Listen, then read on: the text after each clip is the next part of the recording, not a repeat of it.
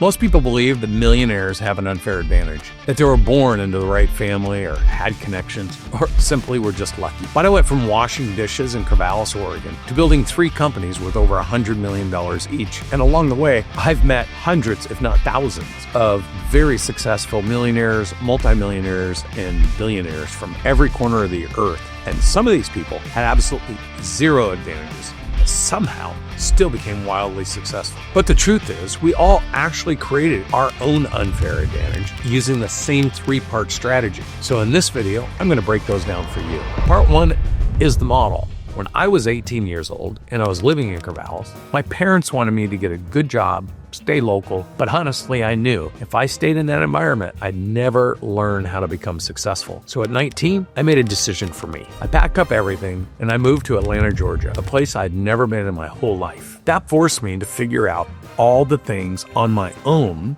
like how to travel 11 states as a sales rep, how to do something as stupid as rent a hotel room or find an address, literally how to survive. If you want to actually know the truth, this discomfort forced me to learn to survive, because comfort just breeds complacency. The fastest way I learned to success isn't just leaving your environment, it's finding the right examples to follow, putting yourself into a situation that you can actually learn from no matter how uncomfortable you are. And this is what most people actually get wrong. They pick the wrong environment, they pick the wrong people. In business, they might pick the wrong model. I mean, some of these things are obvious, right? Like if you love basketball, but you're not actually good at it, then you probably shouldn't say, I'm gonna be like Michael Jordan. Find the person that best fits what you're capable of doing. And the problem for you is that's going to be relative to your actually belief system about what you are capable of doing.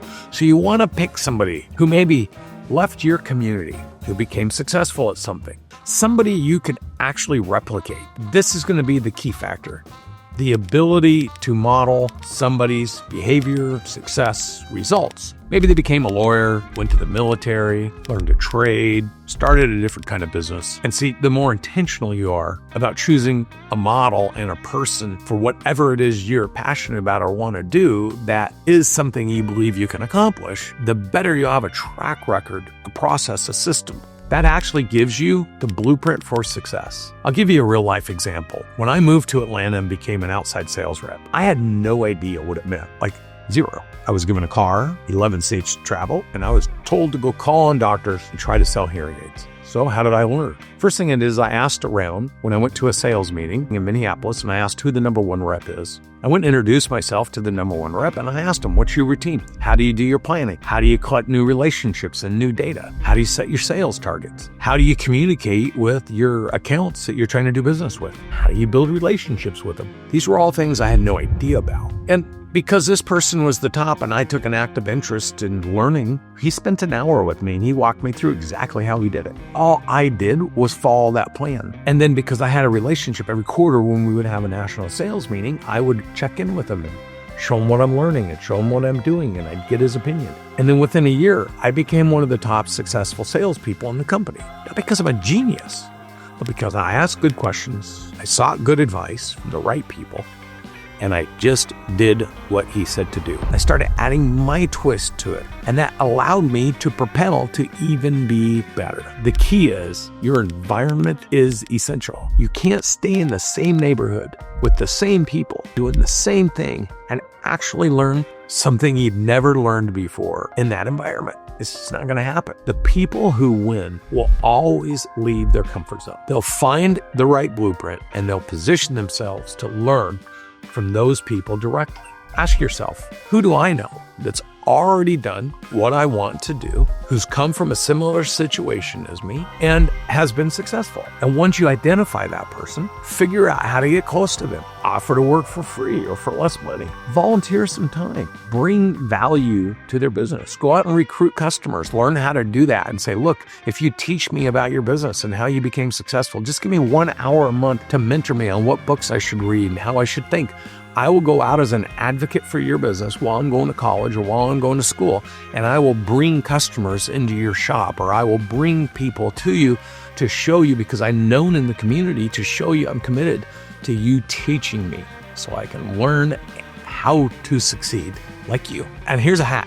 People who are successful love people who are inspired by their success, want to add value to them, and learn to ask great questions and then show they're out doing it. Now, part 2 is to mimic a proven system. Now, most people think they can learn success by reading books or watching videos. And look, I'm all for education and I'm all for learning that way. But actually, the fastest way to learn is by picking up the phone, making a phone call, walking up to somebody, learning to talk, putting yourself in a position to do something you've never done before, and busting through the things that make you uncomfortable. I remember the first time I got on the phone to create a sale as an inside sales rep. Honestly, I didn't even know how to say hello. I didn't know what questions to answer or ask. I didn't know how to present the products and the services I was offering. I didn't know how to do anything.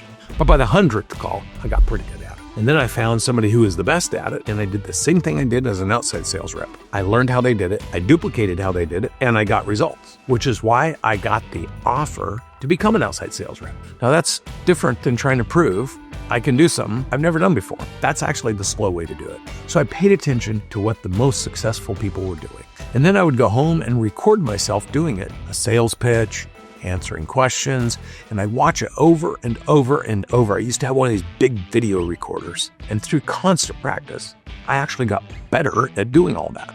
And I got more comfortable. I broke the cycle of my own personal failure and fear. I eventually became both a top salesperson on the phone and eventually a top salesperson in the field. And the whole time I was competing against people who were working full-time, or they were much older than I was, and they were considered already professionals. Now think about it. By the age of 22, I was already making between $120,000 and $150,000 a year. And we're talking about 1991. 150 was a lot of money back then. And this isn't because I innovated something new that nobody ever heard of. It literally was because I just copied what other people had proven worked and made it just a micro bit better. But here's what really set it off for me that allowed me to be successful. And I realized teaching others to model, teaching others to mimic actually moves me into a greater level of importance because I could train other people to do what I did.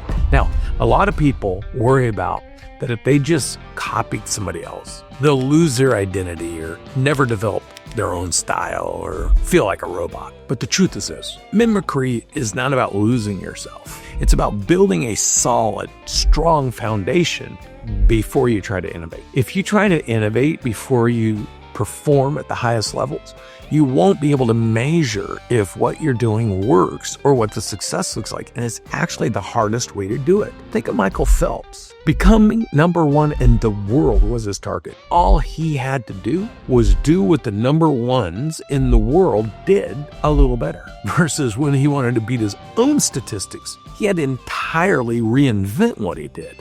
And as he did worse, he either lowered his confidence or he fought through it to become better. Here's the fact: you can't actually improve a system since you don't understand.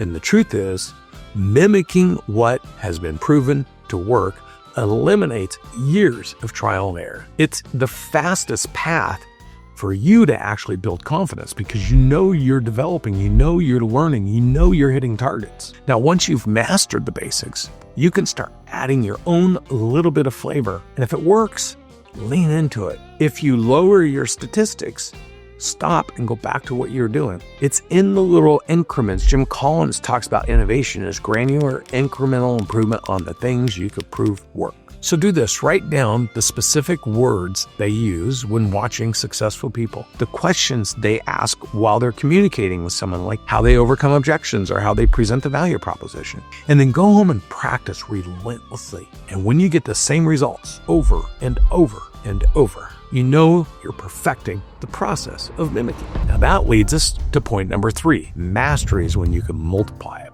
Output amplifies input. By the time I was 22, I had mastered the sales system. I knew exactly what worked, how to say it, what questions to ask, and how to move people to yes because I solved their objections and their problems by pointing them to the solution and the opportunity. At 24, they promoted me to run a 29-person inside sales team in 3 facilities because I had inside and outside sales abilities. And this was the moment where I made the decision: I won't ever do anything myself again. I will always do it through people. Multiply myself through other people That's where output maximize value because everyone then can contribute to input. Just let me give you this visual representation. Imagine a world where you're actually generating $150,000 a year, killing yourself, right?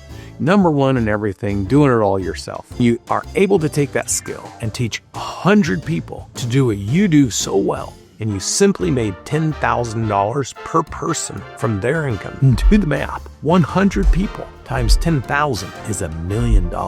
So you would go from making $150,000 doing everything yourself to literally $1 million a year teaching 100 people to earn almost as much money as you, doing it exactly like you were doing it. Now you're making $1 million through 100 people. Now multiply that by 100, 1,000, 10,000. That's how you create wealth, through other people. But here's the thing. If you don't figure out how to do it yourself, and you don't know how you figured it out, you can't teach others to do it. And that's why you have to do model, mimic, so you can get the results, and then master how you modeled it, why you modeled it, and how you got the results, and then teach others to do it. And this is really where wealth is built from, because at that point, it doesn't matter what you're doing. And this is how I've taken businesses and turned them into 50 million, 100 million, even billion-dollar valuation companies through other people. And to the extent that you learn to do that, this is where you can build a significant net worth. This is a pro tip for those of you that own your own business. Start looking at every employee as someone who's paying you $10,000, $25,000, $100,000 a year for the privilege of you working and developing them to drive impact for themselves through your business. So the moral of the story is it's not just getting good at something yourself, it's understanding the system so you can teach others to do what you did, getting your results. And that requires deep work, really analyzing how to do something, how to get people to respond to it, how to get people to take action from it. And that's what John Maxwell says that true leadership is, making other people's success easy. And that's what true wealthy people understand. To the extent that they can show other people how to succeed easy, that becomes the true algorithm to wealth creation. Model what has proven to work, mimic those results through others, teach a few of them how to master the why it all works the way it does, and get them to replicate it through others with velocity. You'll never save your way to $100 million. The best way to get to earning or building $100 million anything is to do it and replicate and duplicate and multiply through other people's success. But if you can't do it, you can't teach it. So once you've mimicked the system, once you're getting consistent results, once you document exactly what you did, how you did it, and you've written those processes down, then go find a couple people to work with and teach them to do it. This is the skill set that will create massive wealth for anybody who can become an expert at this. Find one person at a time and teach them how to do it. And when they can't do it, it may be the person. Just never get hung up on if one can't do it, it doesn't work. You need to try it with 3 to 5 people until you figure out how to teach others to do it. Make sure you surround yourself with the right people. So here's the deal. When they can replicate your success without you standing over them, they've got the system figured out. And that is when you can grow and scale and create massive value, achieving your personal targeted net worth and value to this world. In the next video, I'm going to show you how I sold my business for $151 million using the exact framework I just discussed. So if you found this video valuable, be sure to watch.